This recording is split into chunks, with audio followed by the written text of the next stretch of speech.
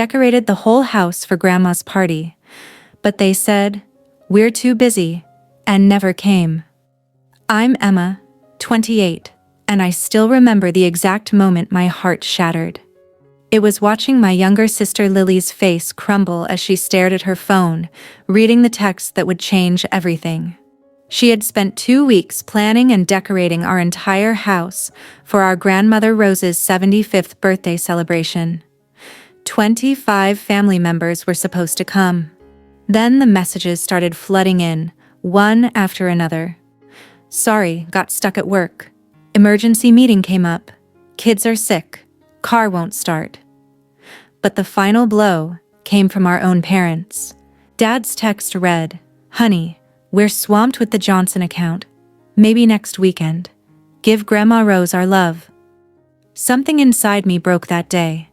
Not just for Lily, but for the pattern I'd watched repeat itself throughout our lives.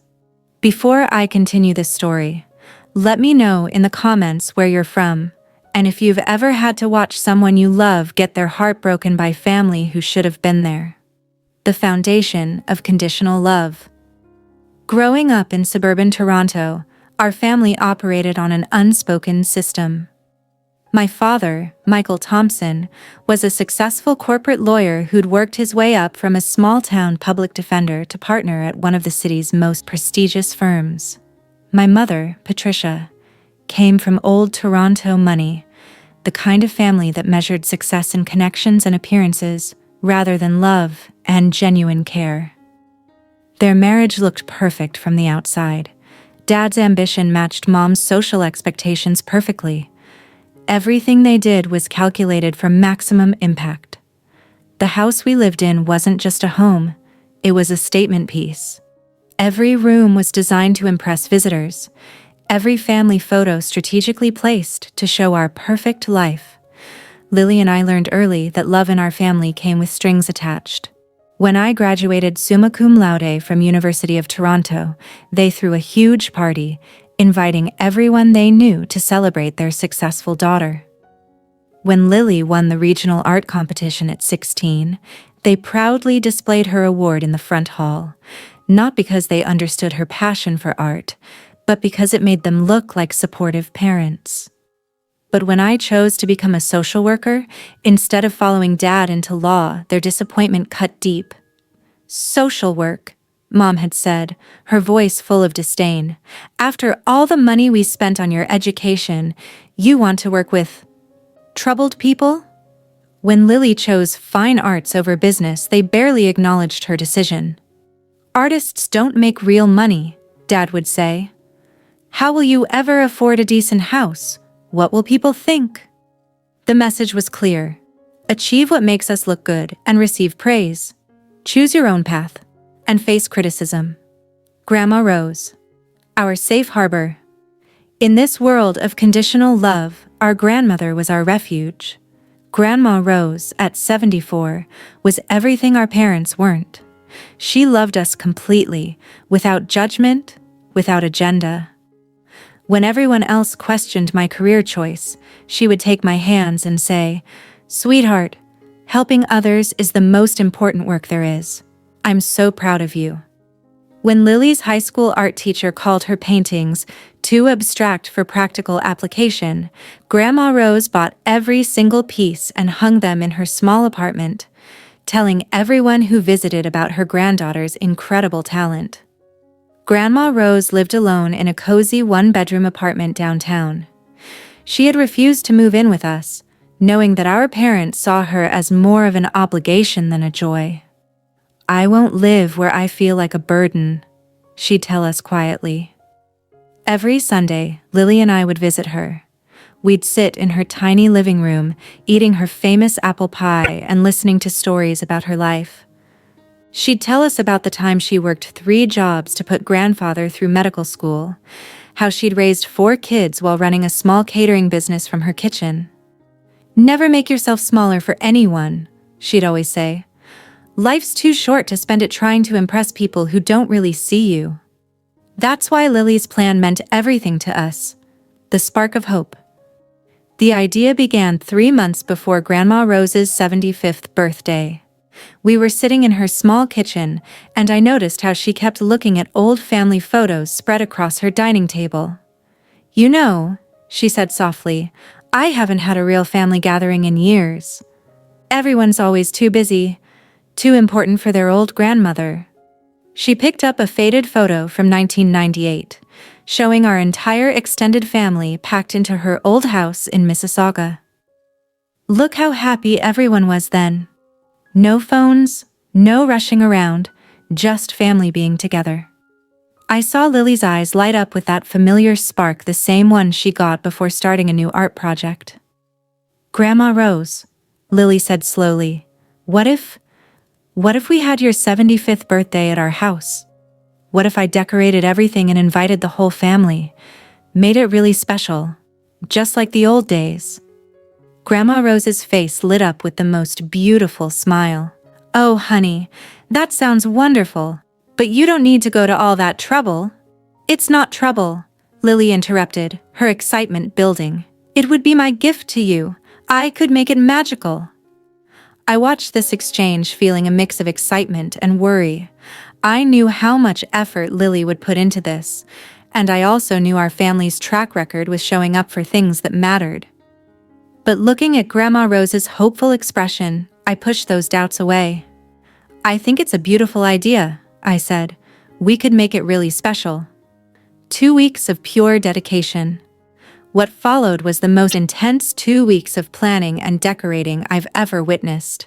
Lily threw herself into the project with an energy that was both inspiring and heartbreaking. She researched Grandma Rose's favorite flowers, colors, and memories from her childhood. "I want to recreate the garden party she had for her 40th birthday," Lily explained, showing me old photos. "She always talks about how perfect that day was." Lily started with our backyard. She strung white lights through every tree, creating a canopy of stars. She planted dozens of roses in temporary pots, filling the space with Grandma Rose's favorite flowers.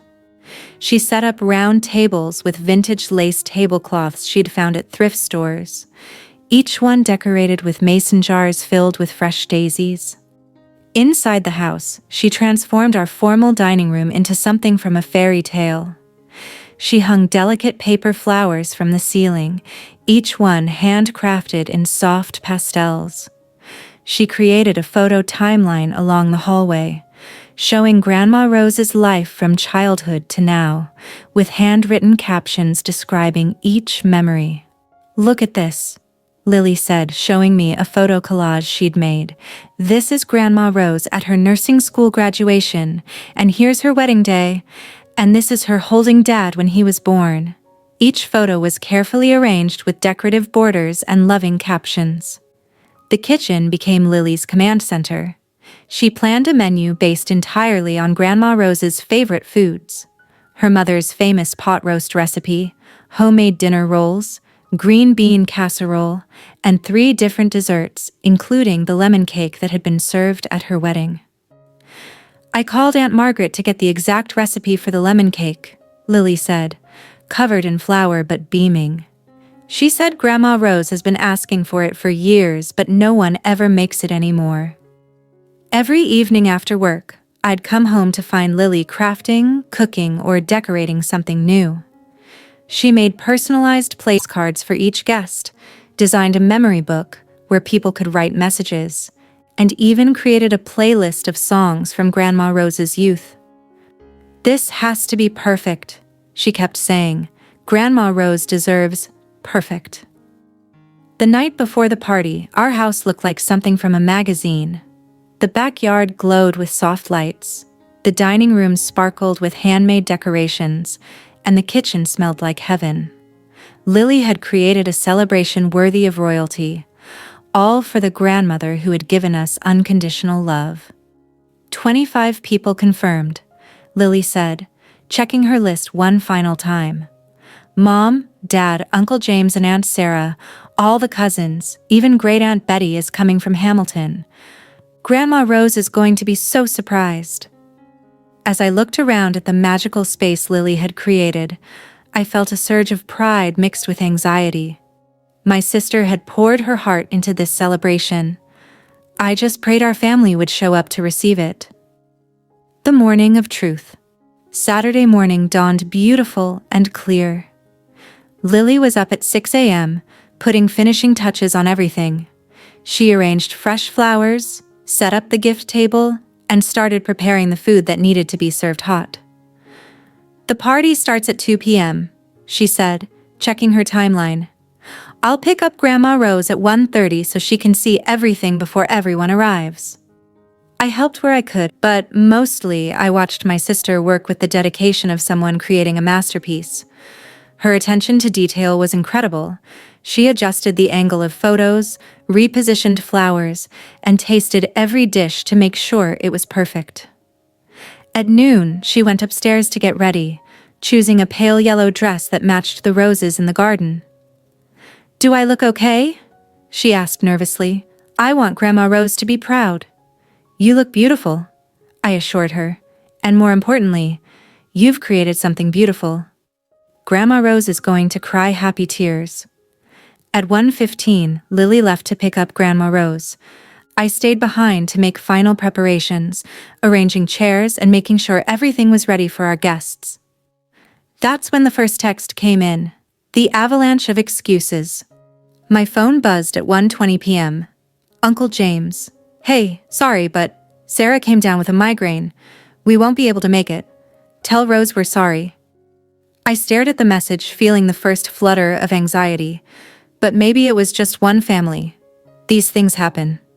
1:25 p.m. Cousin Mark. "Car broke down on the highway, stuck waiting for a tow truck. Won't make it. Sorry." 1:30 p.m. Cousin Jenny. "Kids are sick. Don't want to spread anything. Rain check?" 1:35 p.m. Great Aunt Betty. "Feeling under the weather. Better stay home. Give Rose my love." The messages kept coming, each one hitting like a physical blow. Work emergencies, sick children, car troubles, sudden appointments. One by one, our guest list of 25 was shrinking. But the worst was yet to come.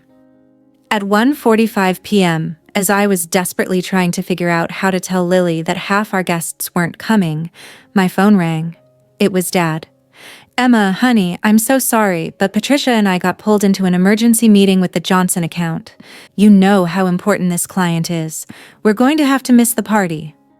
"Dad," I said, my voice tight with disbelief, "it's Grandma Rose's 75th birthday. Lily has been planning this for weeks." I know, and we feel terrible. But business is business. Give Mom our love, and we'll take her out for a nice dinner next weekend to make up for it." The line went dead. I stood in our beautifully decorated backyard, surrounded by evidence of Lily's love and dedication, and felt something break inside me. My phone buzzed with more cancellations. By 2 p.m., when the party was supposed to start, we had exactly 4 confirmed guests: myself, Lily, Grandma Rose, and our neighbor Mrs. Chen, who Lily had invited because she'd been so helpful during the planning. That's when I heard Lily's car in the driveway. The moment everything changed. I watched through the front window as Lily helped Grandma Rose out of the car. Even from a distance, I could see the joy on our grandmother's face as she took in the decorated front porch and the lights visible through the windows. "Oh my goodness," I heard Grandma Rose say as they walked up the path. "Lily, sweetheart, this is incredible." They came through the front door and Grandma Rose gasped. The photo timeline along the hallway, the paper flowers hanging from the ceiling, the soft music playing in the background. It was magical. "I can't believe you did all this," Grandma Rose whispered, tears in her eyes. "It's the most beautiful thing I've ever seen." Lily was glowing with pride and excitement. "Wait until you see the backyard, Grandma. And the cake. And I made your mother's pot roast recipe." They moved through the house with Grandma Rose exclaiming over every detail. When they reached the backyard, she actually gasped. The fairy lights, the roses, the perfectly set tables. It looked like a dream. "Where is everyone?" Grandma Rose asked, looking around at the empty chairs. Lily checked her phone, and I watched her face change as she read the messages that had been piling up. Her expression went from excitement to confusion to dawning understanding. They're not coming," she said quietly, scrolling through the texts. "Uncle James, Cousin Mark, Jenny, even Mom and Dad, they're all too busy." The silence that followed was deafening. I watched my sister's face crumble as the reality hit her. All those weeks of planning, all that love and effort, all those beautiful decorations for nothing. Grandma Rose looked around at the empty celebration, then at Lily's devastated expression, and something shifted in her eyes, something fierce and protective. "Well then," she said, her voice strong and clear, "their loss is our gain. This party is too beautiful to waste on people who don't appreciate it." But I could see Lily falling apart. The disappointment was crushing her. She had put everything into this celebration, believing that if she just made it perfect enough, beautiful enough, special enough, then maybe finally our family would show up for the person who had always shown up for us. I felt anger building inside me, not just at the family members who had casually dismissed this celebration, but at the pattern of behavior that had led us here. How many times had we watched Grandma Rose's face fall when promises were broken? How many times had Lily and I learned that we weren't quite important enough for people to prioritize? In that moment, standing in the beautiful space my sister had created, I made a decision that would change everything. The decision that changed everything. "You know what?" I said, pulling out my phone. "This party is happening. It's too beautiful, too special, and too full of love to let it go to waste." "Emma, what are you doing?" Lily asked, watching me scroll through my contacts. "I'm inviting people who will actually appreciate what you've created," I said, already dialing. "People who understand what it means to show up for someone you care about." My first call was to the senior center where I volunteered. "Margaret? It's Emma Thompson. I know this is last minute, but we have a beautiful birthday party set up for my grandmother, and I was wondering if any of your residents would like to join us. We have food, decorations, and plenty of room." Margaret's response was immediate and enthusiastic. "Are you kidding? Half our residents never get visitors anymore. They would be thrilled. How many can you accommodate?" "As many as want to come," I said, looking around at our setup for 25 people. Next, I called my co-workers from the social services office, then the neighbors on our street, then the staff at Grandma Rose's doctor's office, who had always been so kind to her. Then the people from my book club, my yoga class, anywhere I could think of where genuine, caring people might want to celebrate someone special. "Emma, what are you doing?" Lily asked again, but I could see a spark of hope returning to her eyes. "I'm proving that there are people in this world who know how to show up," I said. "People who understand that when someone puts their heart into something, you honor that." Within an hour, our backyard was full. Mr. Peterson from the senior center sat at the head table with Grandma Rose, sharing stories about his late wife. The Martinez family from down the street brought their kids, who were fascinated by Lily's decorations. My coworker Sarah came with her elderly mother, who immediately bonded with Grandma Rose over their shared love of gardening. Mrs. Chen brought her famous dumplings. The nurse from Grandma Rose's doctor's office brought flowers. People kept arriving, drawn by the story of a young woman who had put her heart into celebrating her grandmother. But the most amazing thing was watching Lily transform. Initially shocked by the influx of strangers, she quickly realized that these people genuinely appreciated what she had created. They asked about her decorations, complimented her cooking, and treated the celebration with the respect it deserved. "This is incredible," said Tom from my book club, admiring the photo timeline. "The attention to detail is amazing. You should be an event planner." "The food is restaurant quality," added Maria from the senior center. "You're so talented." I watched my sister bloom under their genuine appreciation. These weren't people who felt obligated to say nice things. They were genuinely impressed by what she had accomplished. The unexpected joy. As the afternoon progressed, the party took on a life of its own. The senior center residents shared stories with the neighborhood kids. My co-workers mingled with the neighbors. Languages mixed English, Spanish, Mandarin, but the warmth was universal. Grandma Rose was absolutely glowing. She sat in the center of it all, surrounded by people who were genuinely happy to celebrate her. She told stories about her nursing days, her years raising 4 children, her late husband's terrible jokes. People listened, laughed, and asked for more stories. "I haven't felt this happy in years," she whispered to me during a quiet moment. "All these wonderful people, and your sister. Look at her, Emma. She's radiant." Lily was indeed radiant. She moved through the party with confidence, accepting compliments, sharing stories about her decorating choices, and genuinely enjoying herself. The devastation from earlier had been replaced by joy not just at the party's success, but at the recognition that her efforts had meaning.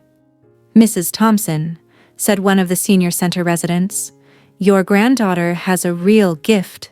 This is the most thoughtful celebration I've ever attended." When it came time for cake, we gathered everyone around the beautiful 3-tiered creation Lily had made. Instead of a traditional birthday song, Mr. Peterson led us in a version that included verses about Grandma Rose's life, improvised on the spot with details people had learned during the afternoon. As Grandma Rose blew out her 75 candles, surrounded by 30 people who had chosen to be there, I saw tears in her eyes, but they were tears of joy, not disappointment. "Make a wish, Grandma," Lily said, her arm around our grandmother's shoulders. "I don't need to," Grandma Rose replied. "It already came true." The reckoning. The party continued until well past sunset. As people started to leave, they each made a point of thanking Lily and asking if she'd consider helping with their own events. Several people took her contact information, talking about weddings, anniversaries, and celebrations they were planning. "You really have a gift for this," Sarah's mother told Lily. "You made strangers feel like family." As we cleaned up, with help from several guests who insisted on staying, my phone started buzzing with messages from our original invitees. Now that the party was over, suddenly everyone was checking in. "How did it go?" Mom texted. "Sorry we missed it. Work was crazy. Hope Rose had a nice birthday." From Uncle James. "Rain check on the party." From Cousin Jenny. Looking at these messages, I felt that familiar anger rising again. They had missed the point entirely. This wasn't about scheduling conflicts or inconvenient timing. This was about priorities, about showing up, about recognizing when something mattered to someone you claimed to love. I made another decision that night. I wasn't going to pretend this was okay. Setting new boundaries. The next morning, I called my parents, not to yell or create drama, but to have an honest conversation about what had happened and what needed to change. "Hi Mom, hi Dad," I said, having put them on speakerphone. "We need to talk about yesterday." "Oh honey, we feel so bad about missing the party," Mom began. "But you know how important the Johnson account is." "Stop," I interrupted, something I'd never done before. "I need you to listen to me. Really listen." I told them about the 2 weeks Lily had spent planning. I described every detail she had crafted, every recipe she had perfected, every decoration she had made by hand. I explained how much it had meant to Grandma Rose, and how crushed Lily had been when no one showed up. "But we said we'd take Mom out for dinner next weekend," Dad protested. "That's not the point," I said. "The point is that Lily put her heart into something, and you treated it like it was disposable. You taught her that work meetings matter more than family celebrations, that your time is more valuable than her effort." There was silence on the other end. "I'm not trying to hurt you," I continued, "but I need you to understand that your actions have consequences. Lily learned yesterday that she can't count on you to show up for things that matter to her. And honestly, that's a lesson I learned years ago too." "Emma, that's not fair," Mom said, her voice defensive. "Isn't it? When was the last time you came to one of my work events? When was the last time you visited Grandma Rose without being asked? When was the last time you put family before business?" The conversation continued for nearly an hour. There were tears, defensiveness, and moments of genuine reflection. By the end, I'm not sure how much had really changed, but at least the truth had been spoken. I set clear boundaries. If they wanted to be part of our lives, they needed to show up. Not just physically, but emotionally. They needed to prioritize family sometimes, even when it wasn't convenient. "And if you can't do that," I said, "then please don't make promises you won't keep. Don't let Lily plan anything else expecting you to be there if you're not actually going to be there." Lily's transformation. In the weeks that followed, I watched my sister undergo a remarkable transformation. The genuine appreciation she'd received at the party had awakened something in her. She started talking about event planning as a potential career, something that had never occurred to her before. "I loved seeing how happy I could make people," she told me. "Not just Grandma Rose, but everyone who came. Mr. Peterson said it was the best day he'd had since his wife died. Maria from the senior center wants me to help plan their holiday party." She enrolled in event planning courses and started a small business, Lily's Celebrations, focusing on meaningful personal events rather than corporate functions. Her first official client was Mrs. Chen, who wanted help planning her 50th wedding anniversary. "I don't want to do generic parties," Lily explained. "I want to create celebrations that really honor the person or occasion, like what we did for Grandma Rose." Watching her confidence grow was incredible. She had found her calling not in spite of the disappointment, but because of it. The party that had started as heartbreak had become the foundation of her future. The ripple effects. The changes in our family dynamic were gradual but noticeable. Mom and Dad did start making more effort, though it was inconsistent. They came to Lily's first official event planning showcase, and I could see they were genuinely impressed by what she had accomplished. "I had no idea she was this talented," Mom admitted quietly. "I mean, I knew she was artistic, but this is professional level."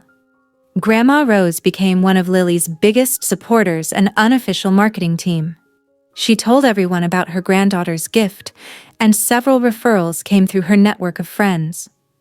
But the most significant change was in how Lily and I approached family relationships. We stopped accepting disappointment as inevitable. We started expecting people to follow through on commitments, and we stopped making excuses for those who didn't. I used to think that if I just tried harder, planned better, made things more perfect, then maybe family would show up, Lily told me one evening as we looked through photos from her latest event. But I realize now that showing up isn't about how perfect the event is. It's about caring enough to prioritize the person who invited you. 6 months later. 6 months after Grandma Rose's 75th birthday party, Lily was running a successful event planning business. She had planned weddings, anniversaries, baby showers, and retirement parties. Her specialty was creating deeply personal celebrations that honored the unique story of each client. She had also maintained relationships with many of the people who had come to Grandma Rose's party. Mr. Peterson became a regular visitor, and Lily helped him plan a memorial service for his late wife. The Martinez family invited us to their daughter's quinceañera. Sarah's mother asked Lily to help plan her 80th birthday. "These are the people who know how to celebrate," Lily said. "They understand that when you put love into something, you deserve to have that love received." Our relationship with our parents had evolved too. They made more effort to attend important events, though they still sometimes prioritized work. But we had learned to adjust our expectations and rely on the community we had built rather than constantly being disappointed by the family we couldn't change. Grandma Rose, now 75 and thriving, had become the unofficial grandmother to our extended chosen family. She regularly attended events Lily planned, sharing her wisdom and warmth with anyone who would listen. You know what I learned from that party? She told me recently. I learned that family isn't just about blood. It's about who shows up for you, who celebrates your joys, and who chooses to be present in your life. The deeper lesson. Looking back on that devastating day when our family failed to show up, I realized it was actually a gift. It forced us to confront the reality of relationships built on convenience rather than commitment. It pushed us to seek out and create connections based on mutual respect and genuine care. Lily's heartbreak became her breakthrough. She discovered not just a career she loved, but a community of people who valued what she brought to the world. She learned that her worth wasn't determined by whether our parents showed up, but by the joy she could create for others. I learned that protecting the people you love sometimes means confronting the people who hurt them. It means setting boundaries, even when it's uncomfortable. It means refusing to accept disappointing behavior as normal or inevitable. Most importantly, we both learned that disappointment can be a doorway to something better.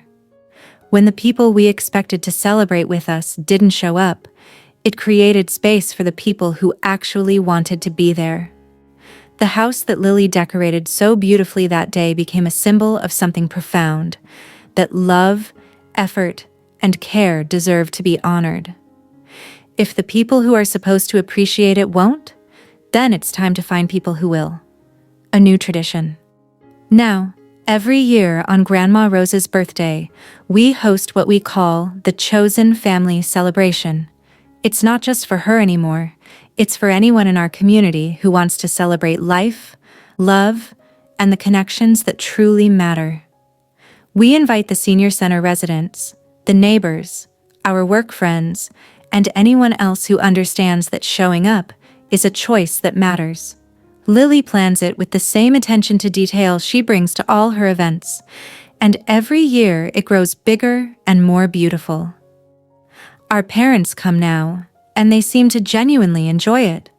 They've met some wonderful people through these gatherings, and I think they're starting to understand what they almost missed. But most importantly, these celebrations have become a testament to resilience, to the power of transforming disappointment into joy, and to the beautiful truth that when one door closes, another one opens off into something better than what we originally planned. If you've ever had to turn heartbreak into opportunity, I'd love to hear your story in the comments below. How did you handle a situation where people let you down?